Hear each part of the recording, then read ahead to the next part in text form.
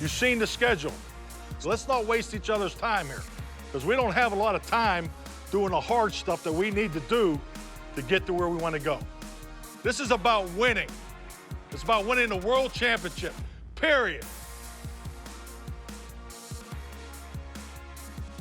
It's time for another edition of the Mike McCarthy Show, powered by Reliant Energy from inside the Globe Life studio here at the Star in Frisco. Bill Jones alongside Cowboys head coach Mike McCarthy as the Cowboys take on the Los Angeles Chargers' second straight road game this week at SoFi Stadium in Los Angeles. And, Coach, I know last Sunday with a long weekend for the team after the Thursday night game against Tampa Bay, you got the coaching staff together to live scout the Chargers, their win over Washington. What's your impression of this Chargers team? I was very impressed. It was an excellent game. I really enjoyed the team that they beat, first off, so that was good to see. But no, it's anytime you play an uncommon opponent, I personally haven't competed against the Chargers for a number of years, and obviously we haven't competed as a football organization for a number of years. So you just have a lot of new faces.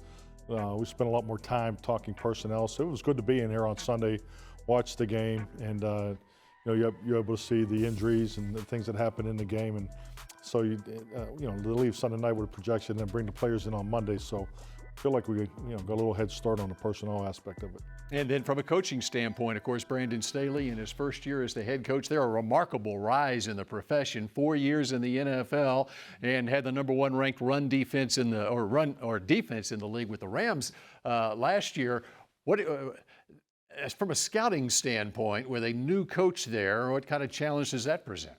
Well, I mean, you look at his history. I mean, I really go back to last year. I can remember Kellen Moore going back and looking at Brandon's college video, because we played him when he was the defensive coordinator for the LA Rams last year. So I think like a lot of things in this game, everybody has a history. Everybody has a philosophy that was built throughout the years. Obviously, Brandon spent a lot of time with Vic Fangio, had a lot of opportunities to compete personally against Vic in Chicago when he was in San Francisco. So you can see the trends and the patterns of what he brings to the table. He did a phenomenal job with the Rams last year, and this will be a huge challenge for us, especially with the uncommon opponent from a personnel perspective. But just the number of defensive fronts in particular that in defensive personnel groups that he challenges you with.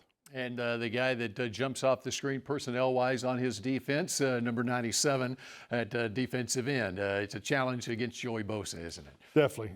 He's their premier player on defense, and frankly, it's a very good defense, across the front there. So, but yeah, Joey's different.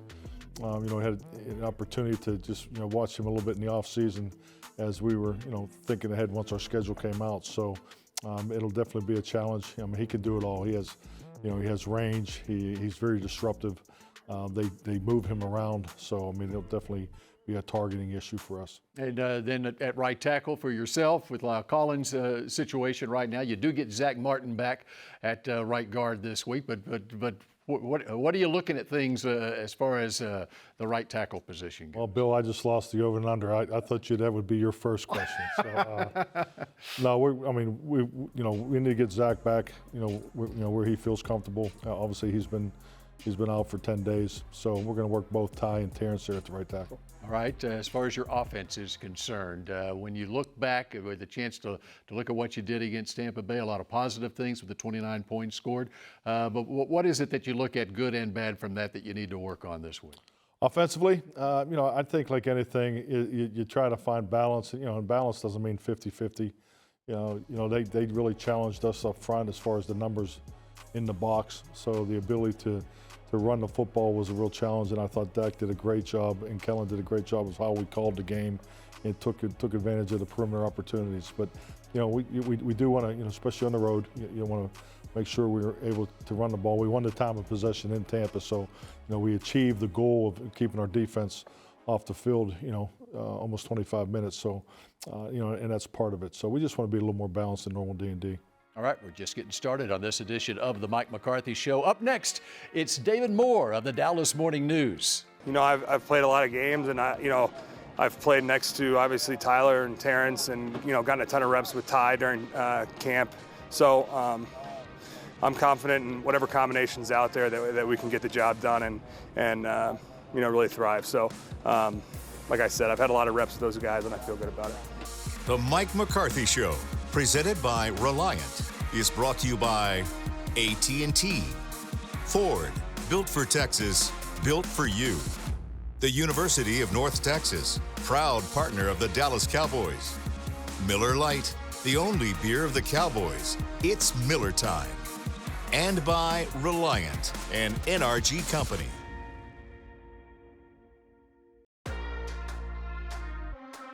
This segment is brought to you by the Dallas Morning News. Nobody does sports like Sports Day. Your home for complete Dallas Cowboys coverage. If you know football, if you are in this building, then you can tell that someone can have a solid game without, having the best statistics. If you don't understand that, then you probably should study a little more.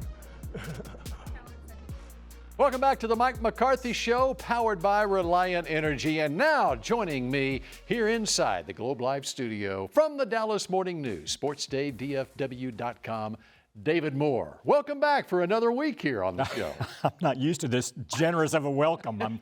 I suspect something's up. I'm not quite sure. Well, what I would like to talk with you about is the fact that Dak Prescott had 58 passes in that game against Tampa Bay last week, and Ezekiel Elliott only carried the ball 11 times. Is this the way it's going to be every week? I don't believe you're the first person to notice that or mention it in the last few days. If you do have that discrepancy over the course of the season, this team is going to have some issues. It made sense for them to approach it the way they did in that game. They were still very effective. They were still very efficient. And Tampa Bay was taking away the run. But over the course of the season, they're going to have to be able to run the ball at specific points in the game. This team isn't built the way it was when Ezekiel Elliott was the number 4 pick in the draft back in 2016. This is a different coaching staff. The league, in a very short period of time, the pendulum has swung even more to the passing game. All of that being said, Ezekiel Elliott is too good of a player to ignore. What you saw in the opener was an aberration, not a sign of what is to come. But Dallas does have to get better in the ground game, and they do have to commit to it a little bit more than what they did in the opener. And the little that we saw Ezekiel Elliott carrying the football, he looked really good. Yeah, he did. And the biggest thing, I would argue, you can talk about all these other factors and scheme, and I thought Kellen Moore is really good when he was talking about, okay, I don't care how you get the yards. We threw like a half-yard pass to Tony Pollard, and it went for 6 yards. It's a pass, but really? And that is true, especially in today's game. It's just about getting into space and getting the yards. All of that being said, the best thing, I think, for Ezekiel Elliott would be for Dallas to actually play with a lead where he is going to be their closer, and it makes sense to run the ball. If you are a passing team and you find yourself behind all game and you're predisposed to pass, well, your audibles are going to be off the run into the passing game to get back in. You have a lead, it's a different dynamic. All right, David Moore, we appreciate it. Up next here on the Mike McCarthy Show, a trip to the film room. How special is number 97, Joey Bosa? This segment was brought to you by the Dallas Morning News. Nobody does sports like Sports Day. Your home for complete Dallas Cowboys coverage. Given circumstances, I would never want my brother to go down the way he did in practice. A leader like he is, somebody who we all look up to. Somebody who we value on this team, this defense. The thing about this league is, it's 100% guaranteed injury rate. I just came back from an injury. He's just now going into one. That's part of the game we sign up for.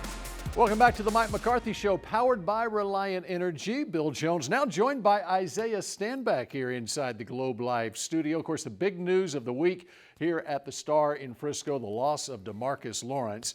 a fractured foot. Looks like he's going to miss 6 to 8 weeks. And how big of a blow is that to this team, Isaiah? It's a major blow. Obviously, we need his presence this week. There's going to be some guys that have to step up. We may or may not be without Randy Gregory as well. But not only does he affect us in terms of our ability to pass rush, but he has a huge impact in terms of our run defense. And we know how much of an issue that was last year. We did a better job last week. We need some guys to step up and fill that gap now. All right, we're in the film room here, so let's get our telestrator out and let's take a look at Justin Herbert. And, of course, missing Demarcus Lawrence this week, but show us a little bit Justin Herbert against Washington and what you saw when you looked at the coach's film. Yeah, absolutely. So one thing with Justin Herbert, second year quarterback out of Oregon, his offensive coordinator, Lombardi, does a great job of putting him in very successful, high precision passes. Really quick, gets the ball out of his hands. However, he's still a second-year quarterback, and he makes an error every so often. So when they take their shots down the field, we have to make them pay. So I want you guys to pay attention right here. With D-Law's absence, okay, and possible Gregory's absence, we have to find somebody to try to get pressure to the QB, all right? So obviously you see their big dog over here on defense.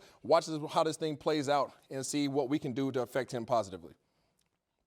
Boom, here we go. Play action. They're going to take their shot. We can pause it, freeze frame it right here. Look at the space that he has. These guys have two guys blocking on the ends right here, so it's going to be very difficult to try to get pressure. So what do we have to do? We have to take advantage of the fact that he's still a second-year quarterback, and I want you guys to pay particular close attention to his vision.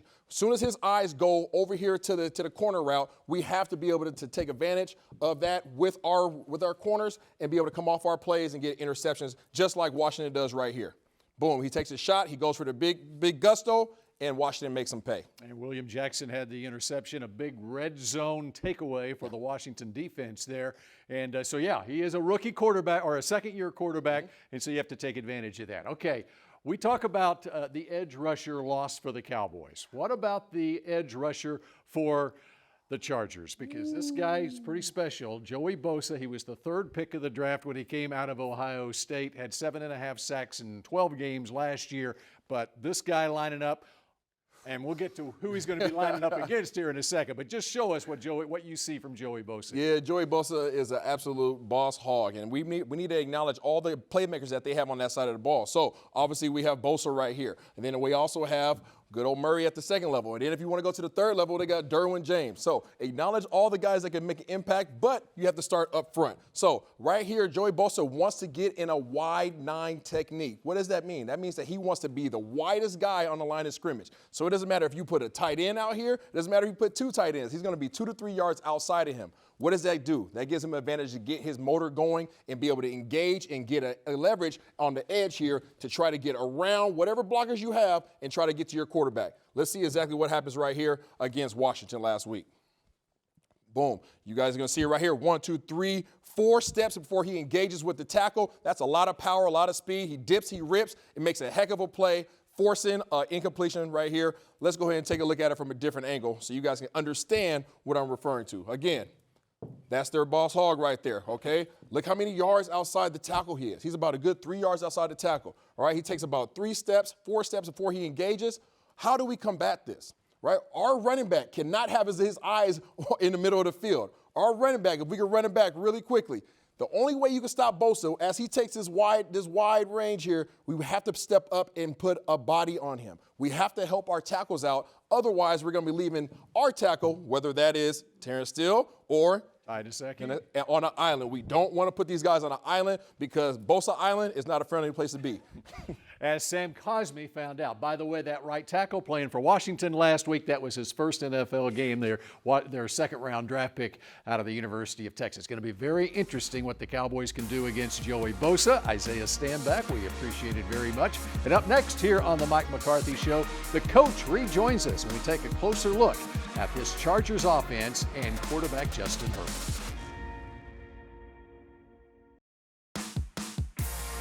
Welcome back to the Mike McCarthy Show, powered by Reliant Energy inside the Globe Life studio here at the Star in Frisco. Cowboys and Chargers, 3:25 kickoff Dallas time on Sunday. And let's talk about this Chargers offense a little bit, and it starts with that quarterback. He's a pretty good one. Justin Herbert, first-round draft pick last year. He passed for over 4,300 yards, a couple of the big stats, 31 touchdowns, just 10 interceptions, and he played very well last week in a win over Washington. Yeah, definitely. I mean, he was the offensive rookie of the year last year, and he looks like he's picked up right where he left off Very impressed with him against Washington last week. So just playing with a lot of confidence. I mean, you can see, especially for being in a first year under Joe Lombardi, I really like the way their offense played. They came out on the opening drive, moved the ball right down the field, and he's just, he's playing with a lot of confidence. He can make all the throws to all the quadrants on the field, and he's got a heck of a receiving core to throw to. Yeah, let's talk about that receiving core a little bit. The top two guys, Keenan Allen, of course, 4-time Pro Bowler. He's averaged 100 catches a year the last 4 years, and then a former first-round draft pick, I think number 7 overall, Mike Williams, who had a nice back shoulder touchdown catch last week against Washington. 2 big receivers, too. I mean, 2 really big targets, and throw Jared Cook into the mix also, because you got receivers that have very big catching radius. And once again, just for a young quarterback, I was impressed with the timing that they played with last week. So it's definitely going to be a big challenge for us on the perimeter. Let's talk about your defense a little bit and the changes this year, and especially with Dan Quinn coming in, even going back 6 months in the start of the offseason. What is it that you've been most impressed with Dan Quinn taking over this defense? Well, I mean, when I look at the coordinator responsibility, I mean, one of the biggest challenges is really pulling the staff together first. And then the second part is the connection with the players. Dan came in, I thought he did a great job, recognizing, when we went through the initial meetings, what really what we accomplished last year near the end of the season, making that part of his package, building off of that. But, the staff did a great job coming together. He spends a lot of time in the teaching components of it, and you can see it carried over to the players. Because, I mean, not only did they do a lot of excellent things in the Tampa Bay game, but they're really playing very fundamentally sound, especially for as early as we are, just with the one game. I mean, it's been like that all through training camp. I mean, the missed assignments have been very low. The mental errors have been very low. So that's a real credit to Dan, the staff, and the players. And one of the guys he brought over from Atlanta, Keanu Neal, who had 50 snaps last week. How big is it to have a guy like him who's familiar with Quinn's defense and this versatility? Of course, came into the league as a safety and now playing in the box as a linebacker for him. Oh, I think it definitely helps. I think anytime you have a new opportunity, when you have someone that's worked with you in the past, there's messaging and expectation, and what's next. How's he going to handle this? And, to have common people in the room, I think it helps you greatly. It's not one thing, it's another. We get Zach Martin back on Monday. Randy Gregory goes on the COVID list, and we'll see how that plays out leading up to the game. But at the edge rusher position, how do you like things as far as your personnel there and guys that you can roll in there if Randy isn't able to go on Sunday? Well, I mean, it's very unfortunate for Randy because, I just, for everything he's put into this and, the opportunity and, being the captain that, first start there against Tampa. But, if you look at our defensive front, there's a reason why we kept, so many numbers there. We have great confidence in that group as a whole. So we'll just spread it around. All right, a couple of minutes left here on the Mike McCarthy Show, and we come back in just a moment.